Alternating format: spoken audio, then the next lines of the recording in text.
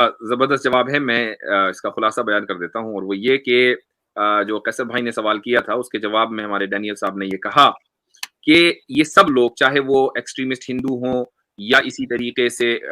मुल्हिद हों या so called x Muslims हों, क्रिश्चियंस हों, ये सब के सब लोग दरअसल लिबरल हैं और इनकी प्रॉब्लम लिबरलिज़्म है। इन लोगों को ये एहसास कमतरी है कि इस्लाम और मुसलमान अभी तक लिबरल क्यों नहीं बने और उसकी वजह ये है, उसकी दलील ये है कि इन लोगों के सब के ऑब्जेक्शन यकसां हैं। यानी जिस तरीके से एक क्रिश्चियन को इस बात पर एतराज़ है कि हज़रत रसूल अकरम सल्लल्लाहु अलैहि वसल्लम ने हज़रत आयशा से जो निकाह किया तो हज़रत आयशा की उम्र कम थी, वही एतराज़ किसी एक्स मुस्लिम मुर्तद टुन्नी को है, वही एतराज़ किसी